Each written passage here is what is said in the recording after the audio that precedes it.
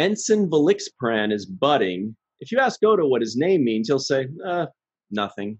And is this the biggest turning point in a character's arc ever? Hey, everybody, and welcome to The Seventh Rule with Cirroc Lofton. Hello, hello. And, of course, we've got Miss Malissa Longo. How are you today? Hello, I'm all right. Awesome. How are You seem so you? suspicious right now. We're waiting for you to break out another old school song on us. Yeah. Oh, I'm just waiting to hear who let the Nogs out. no. Nice. I like it very much. That was great. This is a very special Nog episode in my estimation. I think you guys may agree that this may be, I mean, to me, like what I just said there, like I feel like this might be the biggest turning point in any Star Trek character's arc in the history of Star Trek, right? This very episode. Anyway, season 3, episode 14, called Heart of Stone, Deep Space Nine, directed by Alexander Singer, written by Ira Stephen Bear and Robert Hewitt Wolf.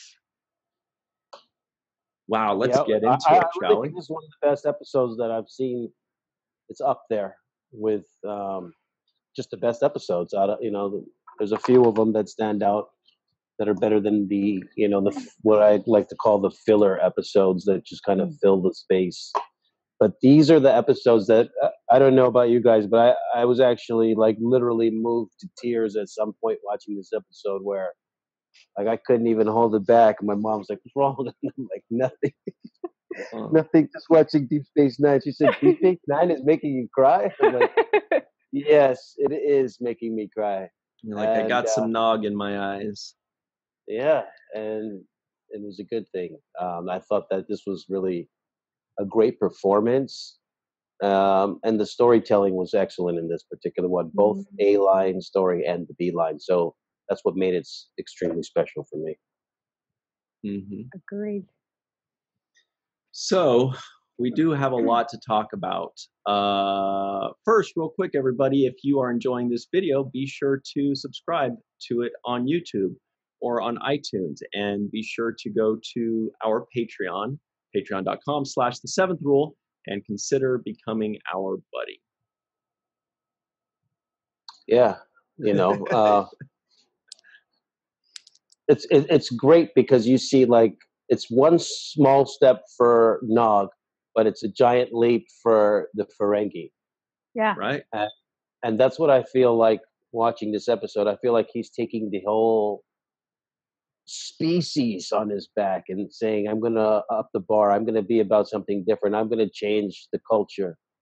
And I'm going to be better than quote unquote than my father. I'm going to achieve more than him. But then at the end, he did say like father, like son. Yeah, well, they both, yeah. Yeah, but I also think that Nog's actions inspired his father to be a bit courageous by standing up to Quark. So, father, like son. You just needed a little extra nudge. Yeah. Yeah, and I thought that reference was to the fact that an earlier line where Nog says, "My dad could have been the chief of, chief of operations like O'Brien, chief of engineering," because his dad does know how to do a lot of things. He's always fixing things that we've seen up to this point. He's fixing things. He's breaking into things. He knows how to. He knows a lot about the engineering aspect of the science. So, and clearly he's taught his son how to do the same. So, I think he's just saying in that regard, like father, like son, like I have the same skills as you, Dad, but we're gonna take it to another level. We're gonna take it a step farther. We're gonna take it to a place where it hasn't been before, and we're not gonna worry about trying to chase profit because that's not what it's all about. Yeah. Speaking of which, we did have a rule of acquisition today, right? What was it, number 18? A Ferengi without profit is no Ferengi at all.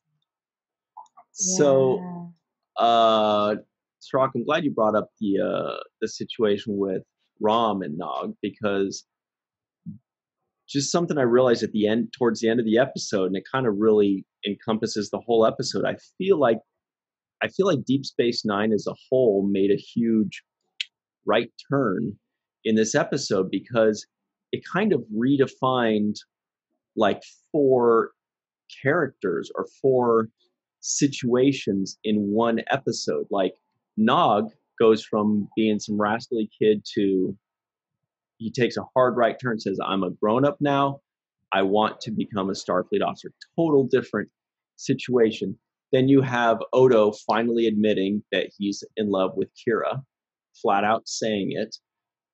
Then we find out more about Rom there before they kind of showed it, but Nog directly says it.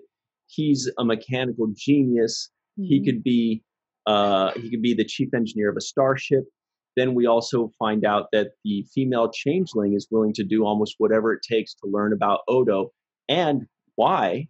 Because she says, so that you'll come home and come back to us. So in one episode, it feels like Deep Space Nine took a complete hard right turn and almost kind of took that first step towards reinventing the series. And I think that coincides with when Ira takes over as the showrunner. Yes, and there were other ancillary characters that I feel like also had some growth, including Sisko, who originally was against the Jake Nog friendship, and then we saw in a couple of episodes back where he says, I was wrong, that you guys should have been friends and you proved me wrong. But now, instead of it just being a Jake Nog friendship, now we actually see Sisko extending himself into the realm of generosity and mentor and friendship and guidance. And I feel like that's also an important step for Sisko because he is now accepting things that he was reluctant to accept. And we see his growth. We see him maturing and learning to accept the differences. Look, he's actually smiling in that picture. I didn't notice that before until I lightened the picture to put it in my background. I'm like, look, he's actually proud of Nog. And look at Nog. Look at these two. Yeah, I thought it was extremely beautiful. Mm-hmm. That's great. Yeah. And, the other thing is how we see this thing kind of evolve. I like the way it starts with him kind of throwing the bag of money on his table. Like, yeah, I want to join Starfleet. Who do I have to see about getting my, my suit here, my outfit? Yeah. Who do I got to see about getting a uniform? What's up? Hurry it up.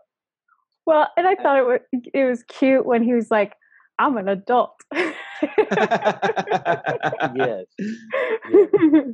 And Sisko is like, congratulations. What's that got to do with me? Yeah. But yes, there's a lot of growth. Yeah, and then even the way he demands him to write the letter. Okay, then you'll write the letter. All right, great.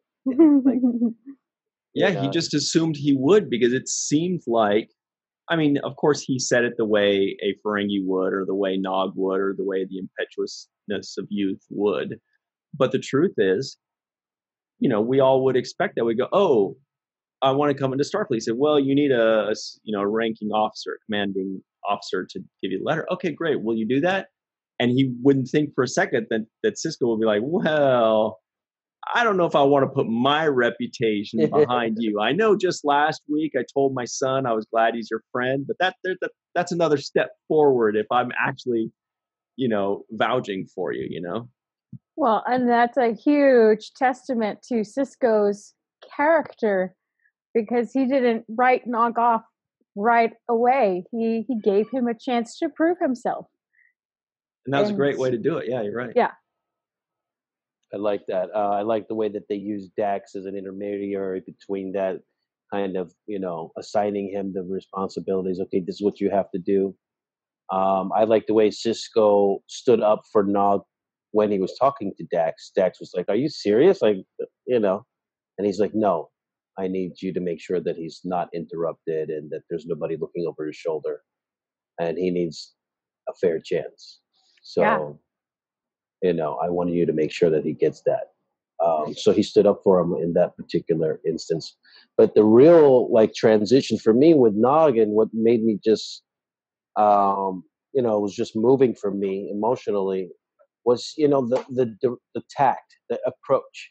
So he comes off in the beginning like more Ferengi, like, all right, I'm going to do a deal. Here's a bag of money. Don't worry about it. Consider it a gift. And it's more of a transaction for him in this Ferengi kind of business transaction. And Sisko, throughout this episode, which I thought this is one of the things that I liked about it, was he was trying to make him explain why he wanted to do it, and touch that nerve of, the real reasoning and the emotion behind it, not just, as a business transaction, but, what's your reason? And I felt like that scene is really what opened it up, was when Nog says, I don't want to be like my dad. Right. And that really was when I started to get really, emotional, because there's a lot of people out there that feel that way. And, and it's a touchy situation to have to share with somebody that, that you want something different for your own life. Mm-hmm. And that really is the part that we face when we're growing up and you're facing adulthood.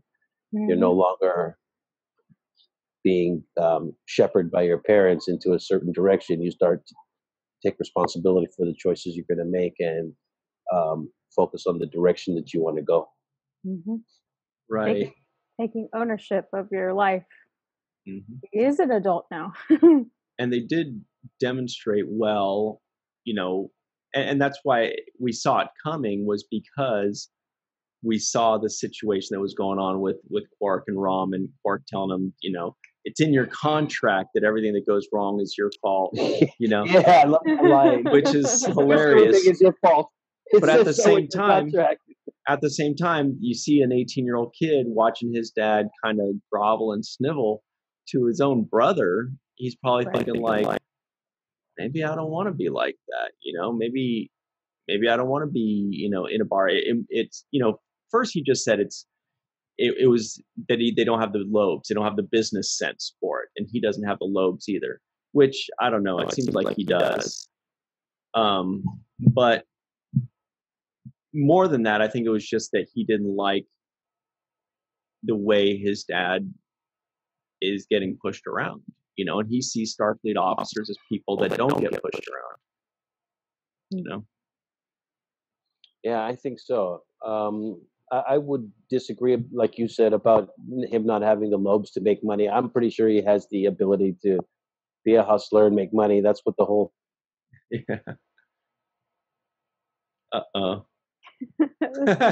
self-symbols was about.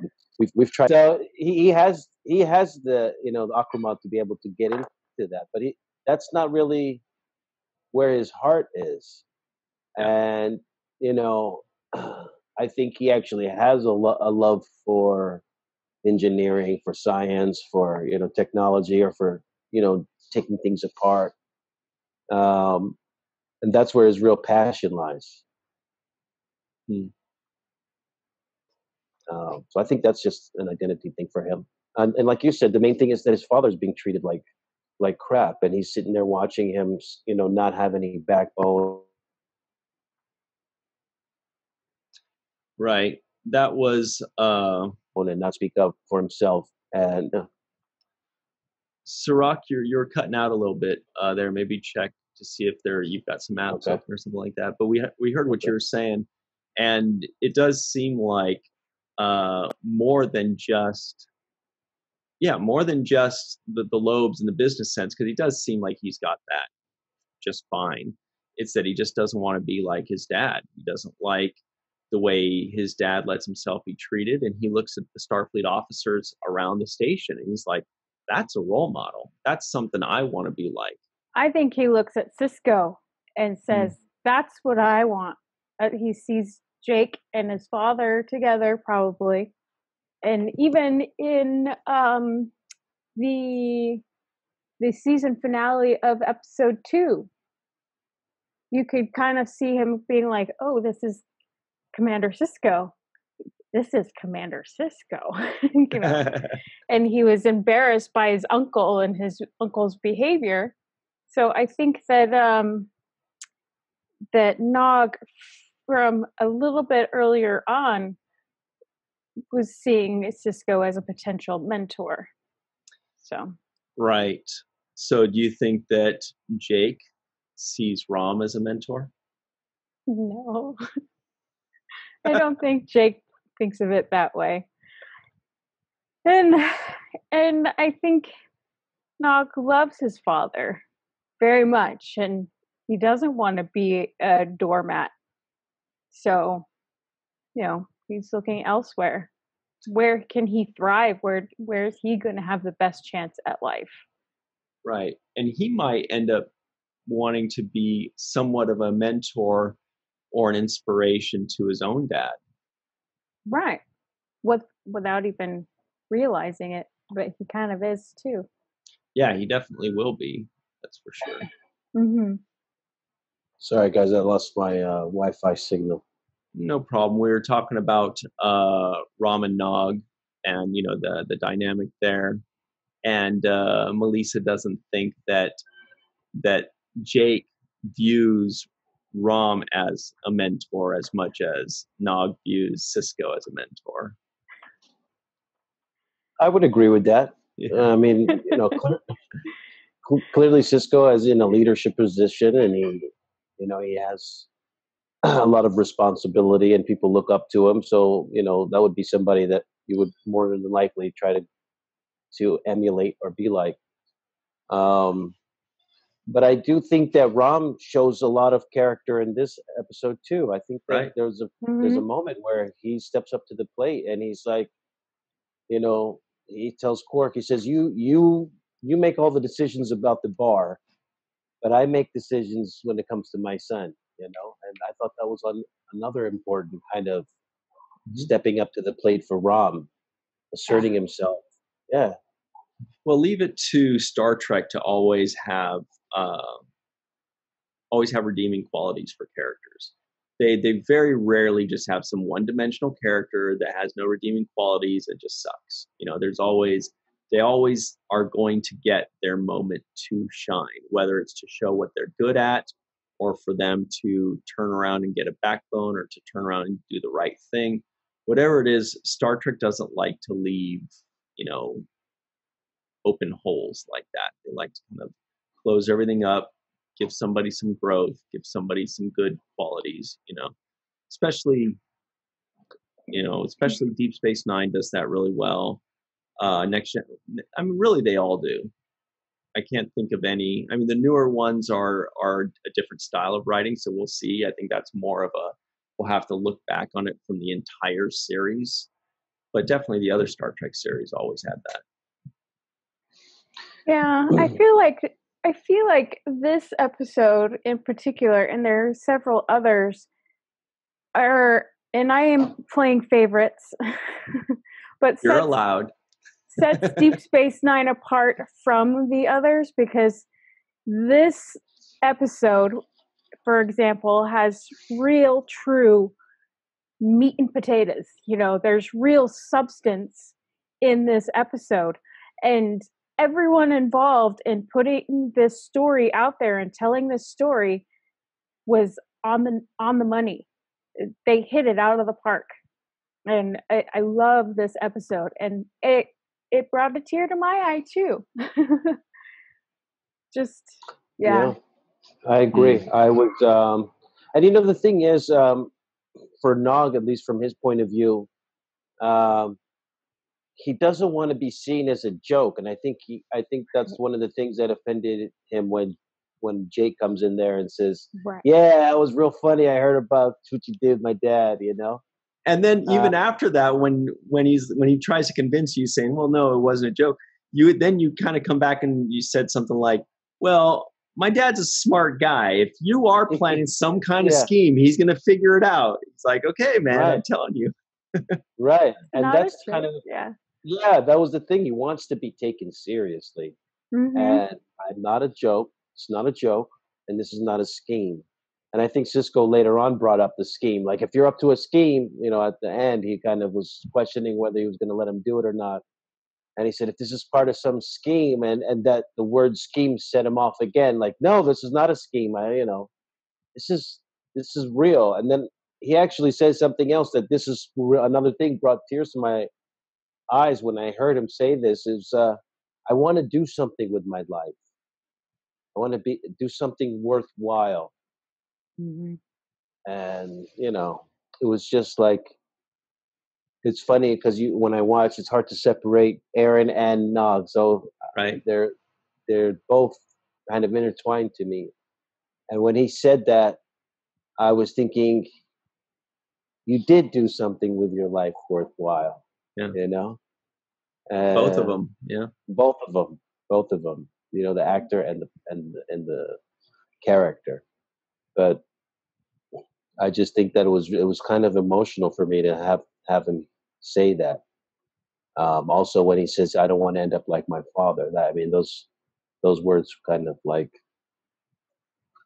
they resonate. And there's a lot of people that grow up in single parent households, and a lot of those single parents use that kind of language to make people feel bad about themselves. So they'll say, "You're just like your father," or "You're going to grow up and be just like your father," or vice versa, your mother. And those kinds of words coming, if a child hears those, it hurts them because it's said in a bad way, and they are part of their father, and they are part of their mother. And when you say that you're going to grow up and be just like your father, it's like, it could really tear at somebody and become like an emotional kind of thing that you have to deal with. Clearly, Nog is dealing with that kind of emotion in this episode. So we got to go to our break in just a second here. Before we do, oh, by the way, everybody, if we seem a little low energy today, it's because in California here we had some earthquakes waking us up at 4 in the morning. So yeah, maybe that's what it is. I got 2 hours of sleep. Melissa said she went right back to sleep, no problem. Cirroc's like, I got 15 hours of sleep. No, I didn't. And anyway, but we know what we're getting into. Also, very quickly, 2 super quick shout outs to some very important people, Mr. Rex A. Wood and Dennis Koch. That's our 2 associate producers that have been with us the longest. And we're just kind of looking over IMDb and noticing just how long they've been with us and how much they've helped us. So huge shout out to Rex A. Wood and Dennis Koch. Thank you very much. So we're going to take our quick break. We will come right back on the 7th Rule, home of the earthquakes. Hey everybody, we're back with a very special 7th Rule episode with Cirroc, Lofton, Malissa Longo. My name's Ryan T. Husk, and this is such a cool episode. It's so fun to talk about. It's so fun to think about, and when we were coming up on this episode, it was kind of exciting, at least for me. So real quick, here are the trivioids that didn't make it at the beginning of the episode. Odo's meeting with Security Chief Bamar went fine. We need to talk about that a little bit too.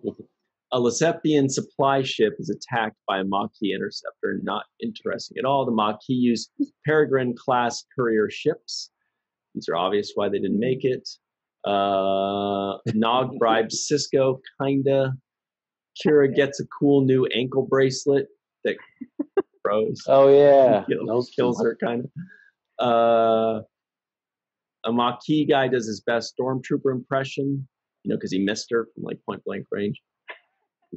Yeesh, tough crowd. That's a hard one. Oh, here's a good one. O'Brien is building whatever that guy's name, a hatchling pond. Pod? Pond. Yeah.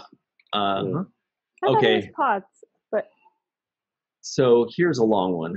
A band of Nausicaan raiders broke into the Remel 6 Central Museum by using a high-frequency ultrasonic generator to create a sympathetic vibration inside the crystalline webbing and shatter it. Who didn't feel sorry for Odo when he was saying all that mess? Yeah, it's so funny you say that because there was a line that I'm pretty sure he messed up, and it still made it to the final cut. No way. Yeah, because while he's going through all this stuff, like you just said, all this techno stuff, I feel like it there's may have been the one- line after that. it was in the beginning. It was like the first scene, and he says, "There's some. I think his attitude stabilizer has failed." And I rewound it a few times, and he says attitude stabilizer. Well, that's a thing. That's like a flying thing. There's like altitude and attitude. Okay, so then So I'm wrong. maybe, I don't know. I'm guessing, but that is a thing. That's a thing I've heard. Okay, I thought I it was don't know altitude. for sure. I wouldn't Yeah, be so- able to say one way or the other. Yeah, there's I don't altitude know. and I was attitude. like, is attitude stabilizer? I was like, I don't know a few people that need an attitude stabilizer. Stabilizer, yeah. No, a lot of people stabilizer has failed. Well, let me finish these real quick because there's so many good things to talk about now. Chief and Odo have plans to go kayaking in the holosuite, which is kind of fun to think about. O'Brien loves to sing Louie Louie, and Odo Ital means nothing in Cardassian. A lot of stuff in there, a lot of goodies. And this A story, which was the A storyline, and I thought it was good. I mean, outside of like the technical stuff, which I know. every time I hear it, I'm just like, okay. I just feel sorry for Ira and Robert when we have those things. We know because now we know the behind the scenes truth. Is they're like us. They want the story, and this is just the stuff that they have to put in there, to get through it. Yes, and some of it's very difficult. You can see Odo. There was a few times where I was just like, oh God, I feel bad for him. He's got to say all this stuff. How did he do it, man?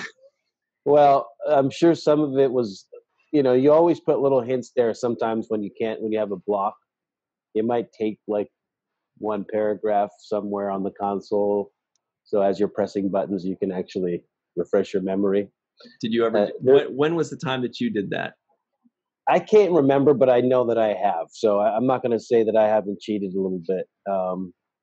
It's always when there's there's a mental block sometimes with these words, and most of the time it's because you don't know what you're saying.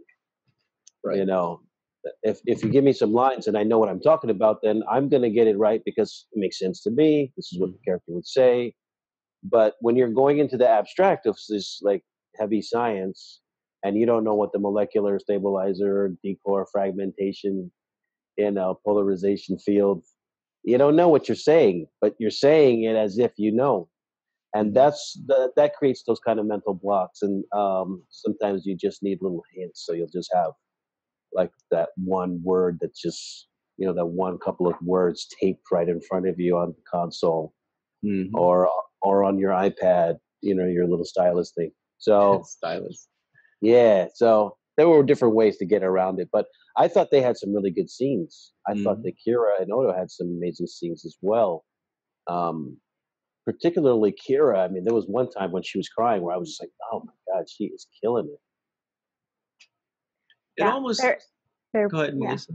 No, I was just thinking that the technobabble. I believed him every single time that he said something. And I believed that he knew what he was talking about. But also what you were going to say, Ryan, is they both killed it. They killed it. I love watching those two play off each other because you're going to get good stuff. The last bit about that technobabble, I've definitely done that before where I write my lines down on something but I look for things where it's like I'm reading out of a book. I'm like, well, if I'm reading out of a book, I could technically actually read out of the book, right? Or if you're like taking notes on something, you're like, and you're reading, So I'm sure you had those kind of opportunities, Cirroc. But yeah, what I was going to say with Kira is that it's really too bad that what I was noticing before I remembered what the twist was I was like, wow, Kira is really opening up to Odo. And I don't necessarily mean like at the end where she says, I love you too, but just in the way she spoke with him with a smile. like normally she's just like, it's this, or I'm going to die. You would think that she's going to say, I'm going to die here unless we figure it out. Militant, straightforward. But she was saying it with a smile. She's like, I'm going to die here, and I'm okay with it. There was, and I was like, wow, she's really come a long way as a character to where now she's willing to open up to Odo as a friend. She's willing to open up to Sisko a little bit as a friend. Everybody else, she's still, even with Dax, they're friends, but she doesn't smile as much. But then it's such a tragedy now, because now we go, oh, well, that wasn't even her anyway. So we didn't get that forward progress in the character that we thought that we had, not just the I love you stuff, but just in the way that she was talking with her friend. Well, and I do think that they established that they had that kind of friendship at the very beginning, where Odo was like, well, you didn't ask me if I wanted to go to dinner. Oh my God, that was the best scene ever. I was like, what is going on, Odo? Yeah. He was getting in his feelings for not being invited. She's like, you don't even eat. What are you talking about? That was a new character called Sad Odo. Howdy, Odo. But he wouldn't have said that or been that way with anyone else but Kira. Right. And those two have that kind of friendship where they could have this conversation of, well, I would have liked to be consulted before you said no. And then Kira's like, well, next time I'll let you be the one to say no. And she was kind of relieved when she found out what it was. She's like, okay, Odo. Right. Okay, I get it. Right. Yeah. The other thing is, Kira's like the only character, at least that I can see so far, that has been able to play different versions of herself in the same show. So she's the mirror universe Kira. She's the fake version Kira, which is the founder's version Kira. And in all of these versions, she does do it a little bit differently. She is a little bit different. You just pointed out how, the conversations were a little bit different, and she was, opening up to Odo in a different type of way. And so even though it's the same actress, she's playing herself differently, as the mirror universe Kira, as regular Kira, and then as these other variation incarnations of herself.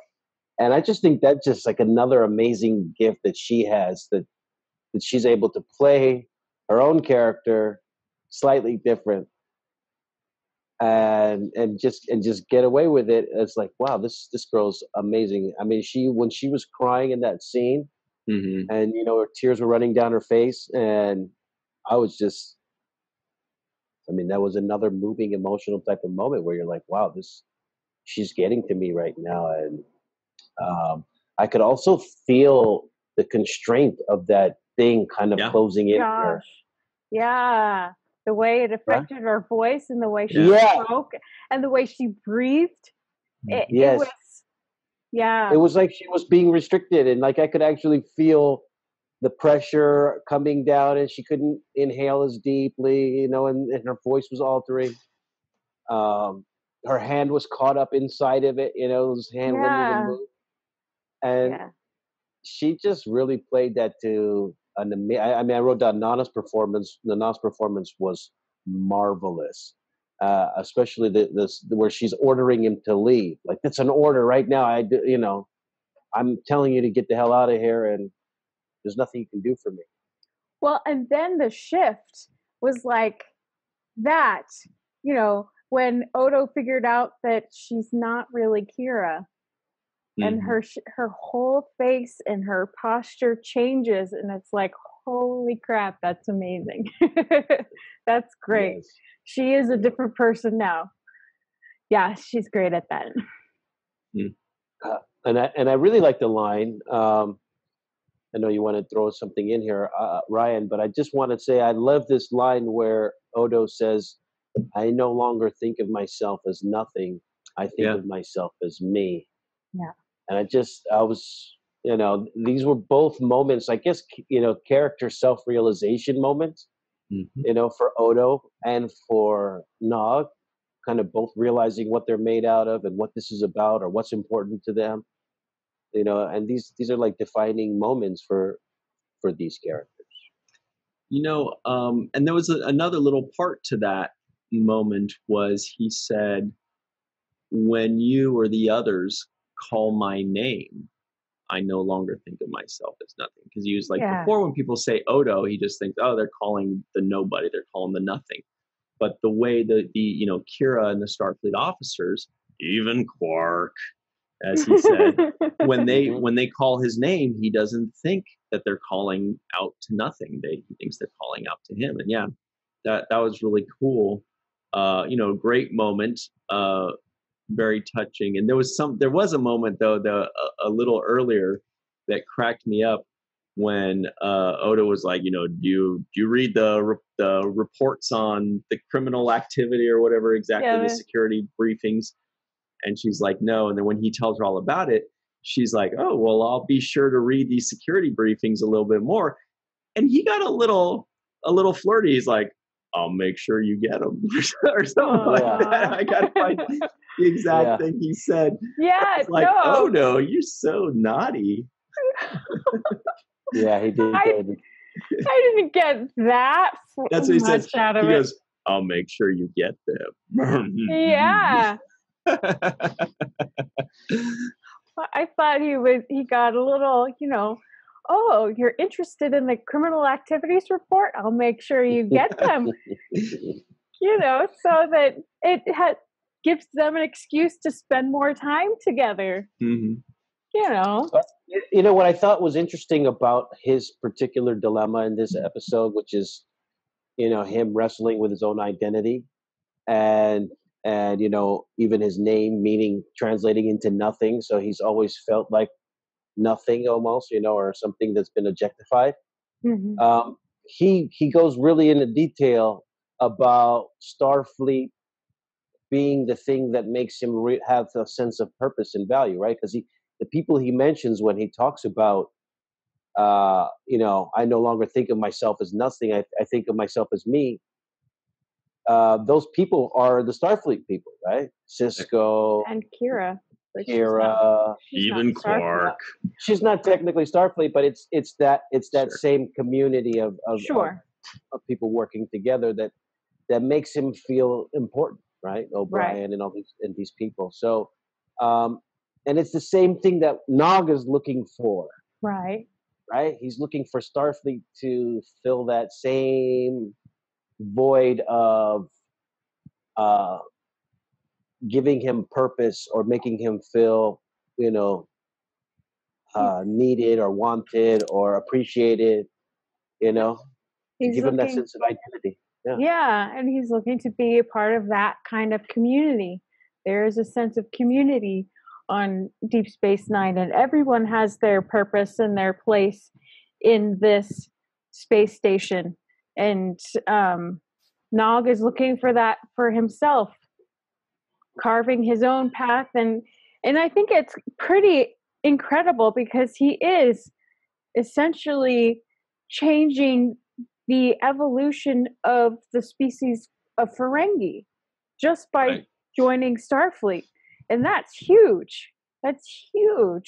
He's letting go of the old ways, and it's going to take a lot of time before they get there, but he's the one who initiates that, and then Rom becomes Nagus and starts a union, but that's, you haven't gotten there yet. But spoilers. Spoiler alert. No, I really like the also the looks on his face when Nog was given the task of inventorying that whole room.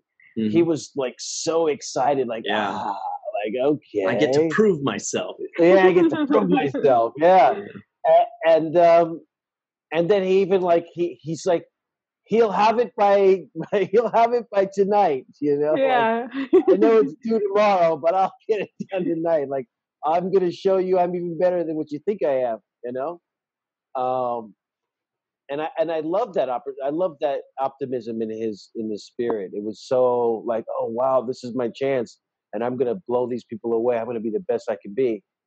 And, I just thought that spirit was amazing. Now, to contrast that, I thought that once the founder, this woman that plays the female founder, once she changed back from Nana to, from Kira to her original founder form, she really stings Odo with like a line just before she leaves, something to the effect of, "She'll never love you." Yeah. You're a changeling. And Odo's probably thinking, "Yeah, I know." Yeah. Yeah, but that was just so low. I know. I wanted to scream at her. I'm like, "Yes, you will." Yes, she will. Yes, spoilers. Maybe yeah, but it was she such will. a low blow. It was such I a low blow. know, but I don't like it when people say definitive things like that. How do you know she will or not? You don't know Kira, not really. And if Odo thinks this much of her, there's got to be something in Kira that would say, "Oh yeah, I could love Odo." There's no reason not to. I could love 180 pounds of goo. What's the big deal? It's sentient goo. That's right. Yeah, and just the fact that people do that all the time, they like to limit you and say, "Oh, you'll never be anything because you're black, or because you're a woman, or because you're this, or because you're that, or because you're handicapped, or because you're this." You're a Ferengi. Right. Yeah, and that's something that we use as motivation to disprove, right? It's like, "Oh yeah, okay, I'll show you."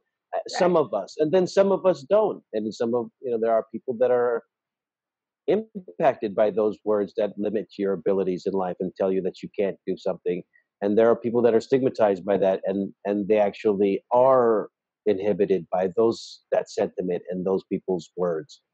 So we have to look at it from both sides, Yeah. But I just thought it was so mean for her to say that. She'll never love you, bro. Bro. And then it was kind of cute at the end when Odo says to Kira, he's like, "Yeah, she said something that I knew you would never say." And Kira's like, "Yeah, what was it?" And he's like, "Oh, well, it was that big. I don't want to slip of the tongue." Yeah. Slip of the tongue. Yeah. Yeah, he could have just said like, "Oh, her story didn't add up," but they wanted to put that line in to show that he's not ready to tell her, because at this point he's already been burned now by Kira. He professed his love. Finally, she professed it back. Oh, turned out it wasn't really her. Oh, turned out the female changeling's also pooping on his head about it, saying, "You idiot. How could you fall for this? She'll never love you." That's like Gollum. "You don't have any friends," for the Lord of the Rings guys. So now he's like, once bitten, twice shy. She's like, "Oh, what was it?" He's like, "Never mind." And I think it's too soon to broach the subject, but I also think it's a testament to their relationship that he can tell when she's lying to him. And so when the female shapeshifter was telling Odo that she loved him, Kira loved him, he's like, "No, but this doesn't add up. Something's not right here. You like me, yeah, but love? I've not seen that before." So that says a lot about their relationship, their friendship as a whole, is that they're close enough that he would know when she's lying. Do you think that he acted all fussy on their flight back, like he was at the beginning of the episode, where she's like, "So, how what happened while I was nothing? I don't want to talk." He's like, it. "Oh, you know what you did." Whatever. He was probably regenerating. Yeah. One little nitpick though that I had, one little nerdy nitpick, speaking of that scene, is that where was it? Oh, when Odo was saying he could tell when Kira lies, he says, "I pride myself on observing human nature." Yeah. But she's a Bajoran. Oh. No big deal. But I was like, Yeah. maybe you want to say like, I pride myself on observing solid kind, not Humanoid. or humanoid nature or something. Anyway, I was like, Odo, you know better than that. She's a Bajoran. I was waiting for him to liquefy himself and go inside the crystal. That would be my. Yeah, I thought the same thing. Why doesn't he just turn into goop, go inside the crystal, and like burst out of it like a superhuman changeling? So you thought that too. But admittedly, he's not a very good changeling. Like he's not a very proficient shapeshifter, not like the female shapeshifter. So I don't think he would have thought that was an option. I don't know. Yeah. It was kind of weird that they were chasing one guy in these little caves. That was a little. Yeah, it was. It was kind of like, all right, there's a guy in these caves. We're gonna find him. I'm like, all right. Really? Oh, you just missed him. He was you didn't hear him? He was totally here. I saw him, but he ran away. He's gone. Yeah, maybe I should hunt him. No. He's gone. No, he's gone. But yeah, there was a lot in this episode. I still think it's one of the better episodes that we've seen. And I think that Aron gave a fantastic performance in this one. I'm sure he was reading the script and seeing, oh my God, this is my episode. I got all the lines in this one. Like I'm a focal point. And he had a lot to say. He loved working with Avery. And there's a moment when Sisko grabs Nog. And he's like, tell me why you want to join Starfleet. And they had rehearsed it before, and he had never grabbed him before. Oh. And when they, were filming it, he grabbed him. He was like, oh my gosh. And that really put him in the moment, more so than it had before. And he was like, oh, it was one of the best moments filming that I've had. And he's like, Avery is always so present with you. When you're filming, so he really enjoyed those scenes. That was a great decision by a master actor. Yes, yeah. I think Aron held his own. He did a great job. Yeah. He had to drive a lot of that scene with his own. This is about him and his ambition. So Oh yeah. He had to drive a lot of that, and I thought that he was just fantastic. He showed the joy and immense happiness when he was, finally accepted and finally was about to get the opportunity. You could see in that face in that picture behind you, Ryan. It was just like pure joy for him. That's perfect, right? I love it. Yeah. It's perfect. It encapsulated his feeling. And the other thing is, the moment, although it was subtle and short, but it was short and sweet, and that's the like ramen. Nog. Yeah, the ramen Nog moment at the end, where he, it was weird because he gives his dad a handshake. I think he puts his hand out, and there were a few times in this episode where Nog puts his hand out for a handshake. Right? I love it. So, first is in Sisko's quarters when he throws the money there, and he's like. It's almost like, do we have a deal? He's well, and it's almost like he's been doing his homework. This is a human custom, so I'm going to shake hands. Yeah. And he makes a point of doing it. And it's so cute. And then Sisko makes a point of not shaking his hand a few times. Like, right. All right. Wait a second. It comes on my face. So. What's your game here, Ferengi? What are you up to? Yeah. What am I signing up for every time I shake your hand? So we've got just a couple minutes left. What did you guys think, by the way, of did you start singing along when you heard that O'Brien loves to sing Louie Louie? I laughed so hard. I was like, cut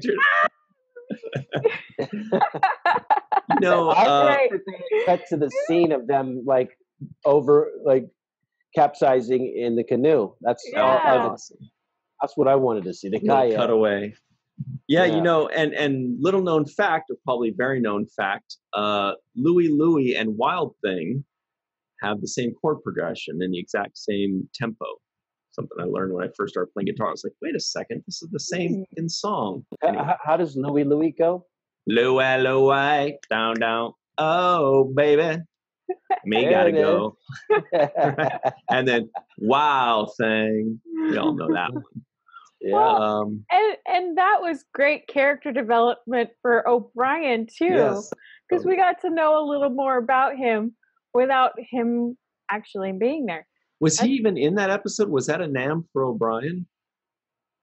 No, O'Brien was he in there? I feel like he was in a scene. I feel like I saw him in a scene too. At the beginning. So. Anyway. I thought I saw him in a scene. Yeah, I thought I did. Right. Yes, O'Brien tells Sisko that Nog wants to see him. Right. Mm-hmm. Hey, so real quick before we run, Cirroc, what do you think the rating was for this episode on IMDb? I say it was about the 7.8 to 8. What about you, Malissa? Oh no, 8.6. Now when you guys say this, I'm just thinking about earthquakes. I'm like, oh, that sounds like an earthquake. 7.4.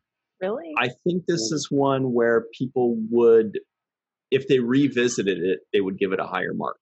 If they came back and they looked and said, wow, I only gave it a 7, it's higher than that, you know, upon like. Oh, it's a much better episode than the 7. Mm-hmm.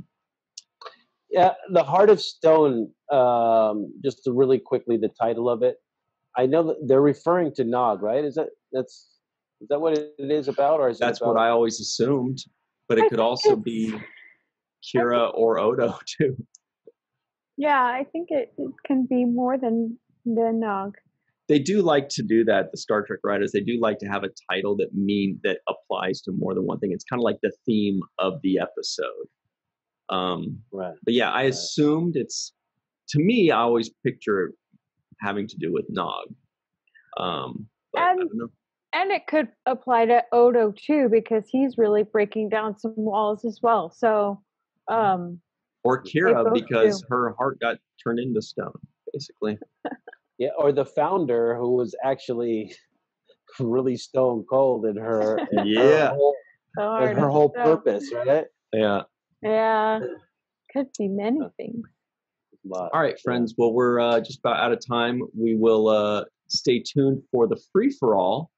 Also, a quick shout-out to Yvette Blackmon, Rex A. Wood, Dennis Koch, Homer Frizzell, Eve England, Marie Segal, Carmen Shamwell, PJ Thomas, TJ, Jackson-Bey, Bill Victor Arucan, Titus Mohler, and Tim Baum. And we will see you on the other side on the free-for-all.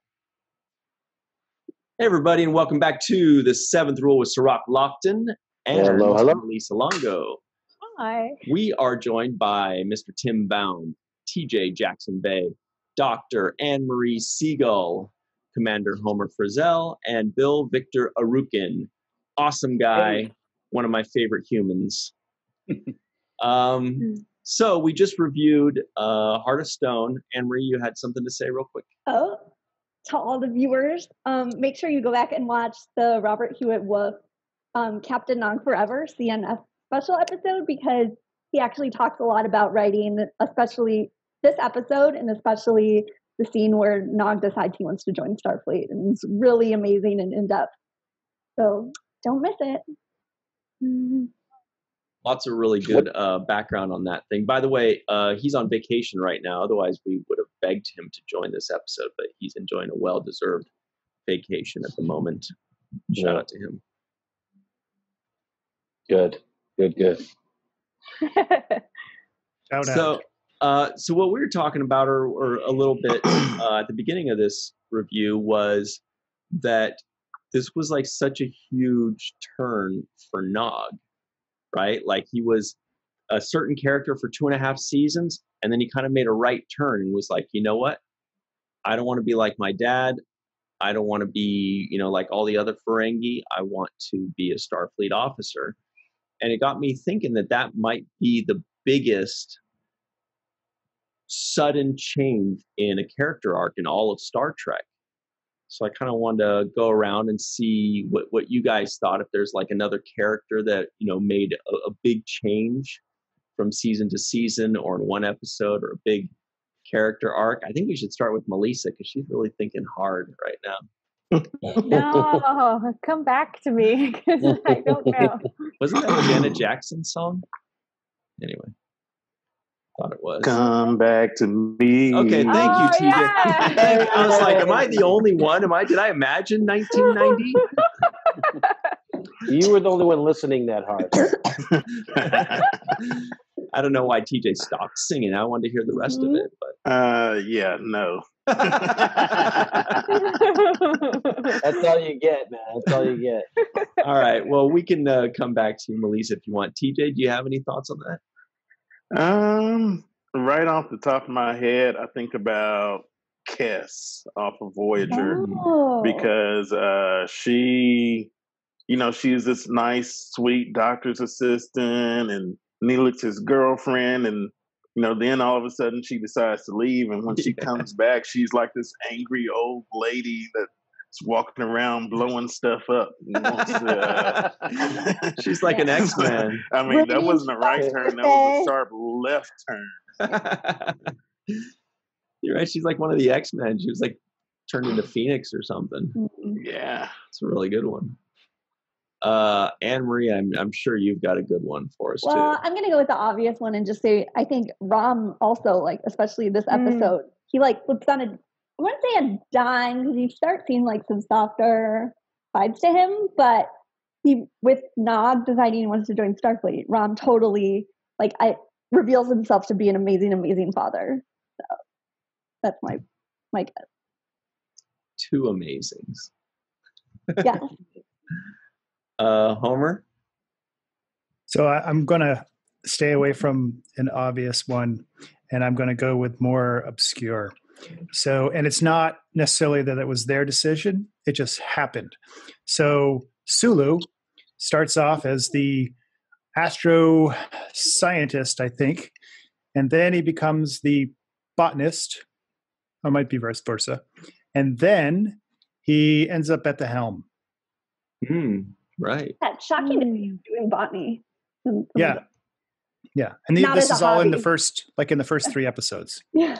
So you got the cage, the man trap, and where no man has gone before. The botany trap. Yeah. Oh yeah. Yeah. So he had some big career changes, and he turned out okay. I think he made the right choices, or the writers did. Bill, do you have any thoughts on this? First of all, do you remember this episode that we just reviewed? I kind of do, but the character that I had in mind was Cirroc when you became the writer or journalist. I'm like, oh, that is totally off that Starfleet path. And it's like, well, what would your dad actually say? You're going to be a writer. Right. A journalist. Don't write about any of our conversations. But he totally did. And Cirroc, do you remember what Mr. Wolf was saying about kind of what was the decision behind that? Yeah, I thought it was interesting because I didn't know this before. And he was talking about him and his own experience growing up with his father in the military. And he was the kind of army brat kid that had to move a lot and go from one school to another and pick up and leave. So I didn't realize that he was writing a lot for Jake, and a lot of what Jake decided to go in the direction he went, which is against Starfleet, was based on his own life experience. So that was something that we learned by interviewing him about that. Anne-Marie's like, you just totally spoiled the thing that I tried to get people to go watch. It's still amazing to go watch it. No, you still have to go and watch it. Yeah, because he gives away a lot of that's just the overview. You still need to go and watch it and get the real story, the full story. Totally. Mr. Tim Baum, what do you think? I agree that Nog was one of the I guess subtler changes over the seasons. If you watch from the first episode, Rom, in the very first 2 episodes is a completely different character than he was in the rest of the season. Totally, yeah. And but I always liked the transition of Bashir because he was a whiny little brat. And then he matured to become a whiny, mature brat, but he kind of grew up on the show. So I'd like to see that. And towards the end, and his friendship with Garrick, as that blossomed. But he had con blood. Yeah.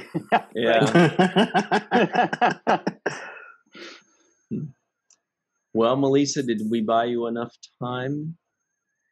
No, because there's no. Hey, tell us who from Enterprise is your choice, Ryan. Hoshi. Yeah. No, I'm just that. But I knew you were going to say that. I knew you were going to. No, I wasn't going to guess Hoshi, but I figured it's always someone from Enterprise. Wait, is Hoshi always the answer? Usually. It seems like it. It seems like lately I'm just saying Hoshi and Travis for everything. But no, they actually got the opposite treatment. They didn't get any love as far as character arc in my eyes. I mean, I'd have to rewatch it all to really soak it in a second time, but it feels like their character arc was a character straight line for the most part, as far as I remember at least. There's no one from Enterprise? I don't think they had enough time. 4 seasons was not enough for Enterprise. There was so much left to tell. And they really only started kind of picking it up in the 3rd and 4th season. Right. Season 4 was stellar. I cannot believe they did not renew that.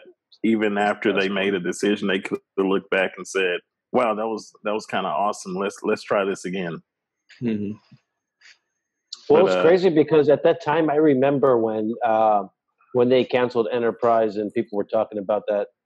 And it seemed like at that time, CBS was like dumping everything Star Trek related. I think they were selling the sets, and they literally wanted to just clear out the inventory and almost just walk away from the franchise altogether.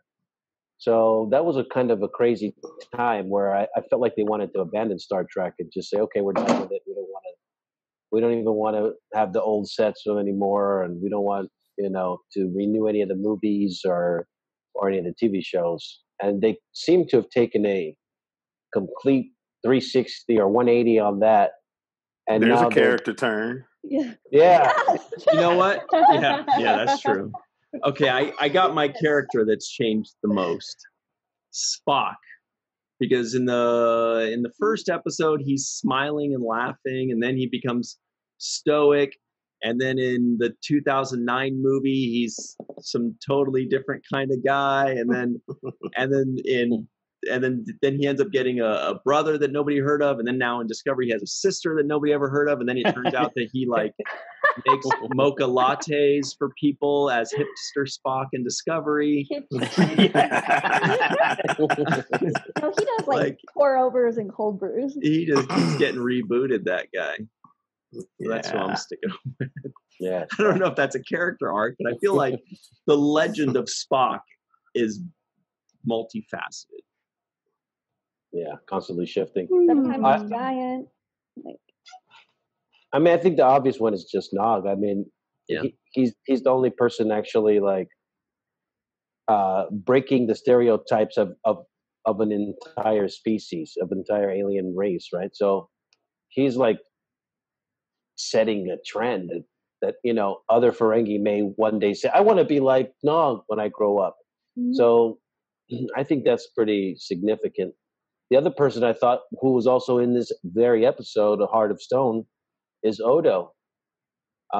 Because I feel like Odo started off as this emotionless thing. I thought emotions was the thing that made him different than everybody. He just didn't have the emotions that people. He wasn't attached, didn't care. He doesn't eat. He doesn't laugh. He doesn't, And then we start to see him kind of fall in love in this episode, or reveal that he's in love and that he has these feelings and emotions, and he finally feels respected as a person. At first he was nothing, and now he feels like he's somebody and has an identity. So I feel like he's changing as well, and it's pretty significant. Hey, go ahead, Melissa. No, I was going to say, as far as characters taking charge of their own lives and actively making the choice to change. Nog is the only one I can think of who made an active choice to change his life, to choose the path that he went on. Everyone else has an arc. They change, but it's not an active choice to change. So, and I think Nog is unique in that. Mm-hmm. And I think Aron did a great job on transmitting the emotion when he yelled at Sisko, because I don't want to be like my father. Yeah. And you could tell that when you're saying that, it's kind of breaking your father's heart, even though he wasn't there. You don't want to admit that you don't want to be what, because your father's supposed to be your hero. But just in that one, the way he said it was just perfect. Mm-hmm. Yes. Yeah. That's this moment That here. entire scene. Yeah. That entire scene was so powerful and so much emotion from both sides, from Avery too, because I can't imagine, Avery, the character that he is, having to say these things like, no, because you're a Ferengi, and we got this stereotype about Ferengis and it doesn't fit with Starfleet. And then just the passion from Aron was oh my God, it makes me wish that I knew the actor that performed that as well as you guys do, because there is so much passion and so much heart in that performance that it just tells you the guy has a lot of soul. And I say has, he still has it. And I appreciate getting to know him through you guys. But that performance, top notch.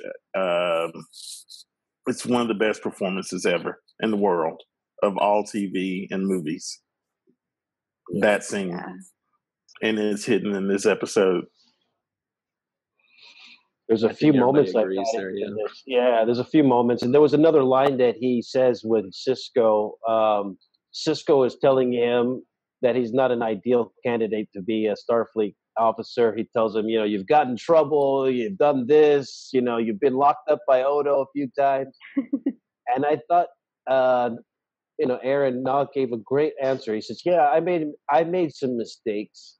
I admit that. And like he took ownership for the bad stuff that he's done. Like he says, I admit that, but give me a chance. I can do better. And like those words kind of resonated with me too, because you rarely hear that from people, especially in leadership positions, where they admit mistakes but ask for a chance to do better. And I think that's one thing that resonated with me when I watched it. I said, wow, this guy's he's saying, yeah, I'm a mess up. I screwed up. I wasn't the best guy ever. But if you give me a chance, I'll prove that I'm a better person, or I can be a better person. I think that's just another remarkable thing. And also the parallel between Aron the actor and Nog the character. Aron the actor is also having to overcome stereotypes and conditions that are placed upon him because they feel like he's limited. And so he's telling his own story through Nog's story in some way to me as well. Yeah. And Aron would have agreed. He saw a lot of parallels between himself and Nog, and how so many people would underestimate him and what he was capable of. And he just wanted a chance to prove what he was capable, and he had a lot to give. Yeah. Agreed. So, he played the perfect Ferengi child, and we got to see him like really grow up into like the Federation officer. Like, wow, that's pretty amazing to have like knowing that person from the beginning when he was just a Ferengi kid to the Federation officer was kind of cool. Definitely. So before we go, guys, the big announcement of the week is Lower Decks will be coming in just a few days. So here's a quick question on our way out. We've got Lower Decks Season 1 starting in a few days. We've got Star Trek Discovery Season 3 starting the week after Lower Decks ends. So it'll be 23 weeks in a row of Star Trek, new Star Trek. And we've also got Picard Season 2 coming someday. what are you most looking forward to out of those three? There's also going to be Strange New World supposedly next fall, but that might be tough to do because we don't know when they're even going to start shooting. And Marie, what are you most looking forward to out of those three? Make me choose. I'm gonna say Lower Decks because I'm so excited for like the deep cut jokes. The new animated series. Yeah. Mike McMahon. I'm really excited. What about you, TJ? Me, all of it, because I love all Star Trek. But I'm looking forward to Discovery Season 3 because, I mean, we're invested in 2 seasons of this and watching those characters grow. I'm also looking forward to Strange New Worlds because I absolutely fell in love with Captain Pike in Season 2 of Discovery. And so I'm anxious to explore that character as well. Homer? I am looking forward to all of it, but most especially Lower Decks. It's brand new, and it'll be interesting to see how apeshit some of the fans go, or not fans of this particular show, go over it. Nice. Excuse the language. Hashtag. I think they might be using that language on this show. Is this what Star Trek has come to? Yeah. Exactly. There's gonna be all of that. Yeah. It's like the Family Guy almost. Yeah. I think it's gonna be really, yeah. It's gonna be more than we've seen so far, I think. Let it rip. Let's bring it. I say bring it on. Yeah. Bring it on. Bill, what do you think out of those three? There's so many to pick from now. I'm definitely start off with Lower Decks, but I got to see what's going to happen with Discovery and Picard. There's so much going on. Oh, totally. Yeah, Discovery's in the future now, even in the far future. Sonequa Martin Green, like her fashion is getting so iconic for season 3 in the trailers, so I'm super excited for that too. Nice. I got a weak spot for braids, so I can't wait for that. Looks amazing. Like, I'm telling you, it's my kryptonite. You send somebody at me with braids, and I'll never say no. Write that down, Ryan. Just putting that out there. I already putting did that out there. Cirroc already made a doodle of it. What about you, Tim? I'd have to say Lower Decks and Picard. The first season of Picard, I ended up binging it. Me and my wife did all one Sunday. So yeah, we didn't mean to do it all, but what the heck? We've only got 2 more left. I mean, so go on. Pop, you can't stop. Yeah. So I'm looking forward to the season 2 because I really enjoyed it. And Lower Deck, I don't have any idea what to expect, so that's actually going to be good. That's the fun part. That's the fun part. Going in blind. What about you, Melissa? I don't know if I have one that I'm most excited to see. I'm curious about Lower Decks, definitely.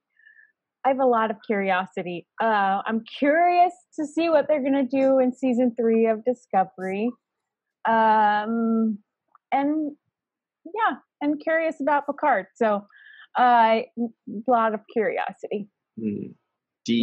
All of the above.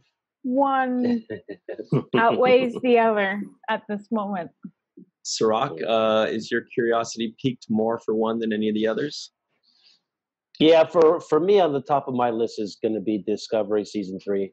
I want to know where they're going to take that. And, I feel like they're going to finally get to a place where we want to see a lot of the show, which is in the future, more in the future. And then the other aspect that I'm kind of curious about, like Melissa, is the comedy aspect of Lower Decks. And is the comedy going to play well? Is it going to be, am I going to laugh? Am I going to think it's funny and enjoy it? Or am I going to say this is, kind of too far away from the serious topic and issues that Star Trek likes to tackle? So I don't know. I'm up in the air. I don't know if I'm going to like it or not, and hopefully I will. But I'm actually concerned about it being a little bit different than what we're used to. So we'll see how that turns out. Yeah. I'm actually most looking forward to Lower Decks, which I have been for a while, just because it's it's something new, but in a more palatable way. Because a lot of times if they say like, oh, it's new Star Trek, but then it's like not quite the way you remember Star Trek, like it's kind of a little off, then it takes a while to get used to it. It's a little jarring. But if they say it's completely different, it's a half-hour comedy, animated, piss and fart jokes, then you're basically, you could just throw everything out the door and be like, all right, I'll give it a shot. Let's see what happens. Like, okay, it's like the slate's wiped clean.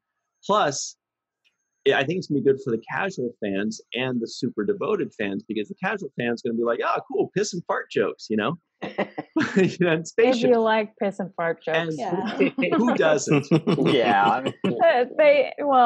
They get a little tedious after a while. It's just like, okay, another one. Yeah, I thought the animation of the ship looked really cool in the trailer too. I thought that looked really cool. But I think that for the people like Anne Marie and Homer and all you guys that have seen every episode 1,000 times, it's going to be cool that they're going to have a lot of these deep cuts. They're going to have a lot of these like characters or alien races that we've only seen once or only heard mentioned once, and they're going to come back and we're going to see them a second time. Ryan, are we going to hold Lower Decks to the standard of canon that we hold all the other franchises? Sure. Yes. Yeah. And they're ready for it. In fact, I think that's going to be their bread and butters. They're embracing canon. They're saying, remember that character that was in season 3 of Next Generation? Yeah. Well, here he is. They're really going to reference a lot of things, and a lot of the actors that were in 80s and 90s and 2000s Star Trek can reprise their roles because there's no aging in animation. They're just doing the voiceover. So there's going to be, I'm sure there are going to be some cameos of characters and aliens and cool stuff. The story is Mickey Mouse. Yeah, the story is that they do second contact. Like Next Generation or others, they would do first contact. So now these guys come in and they do second contact. They go, okay, Kirk came and humped all the women, but now let's clean up. Let's see if So I think it's a fun idea. The dirty job. Somebody's got to do it. Also, at San Diego Comic-Con last year, when they initially were doing their panel, they mentioned like even having like Odo references, which that from that second on, I was like, okay, they've watched a lot of Star Trek. And I love anything with an Odo reference. So hopefully that does show up. Odo and Nog references. Odo Ital. Fingers crossed. Yes. They can do it. Yeah. Odo Ital, that's right. So beautiful. I'm holding on to that for a trivia contest one day. Nice. Oh, yeah. I always put that whenever the answer is like, put the full name of the character and they give you pictures. All right, guys. Well, we better go here. None of you are in California, but stay safe out there. And thanks for joining us, Bill, for the first time. Welcome. We loved having you. Welcome, Bill. Yes. Thank you, guys. Awesome. Arucan. Arucan. Yeah. All right, guys. Thanks very much. And as always, remember the 7th rule.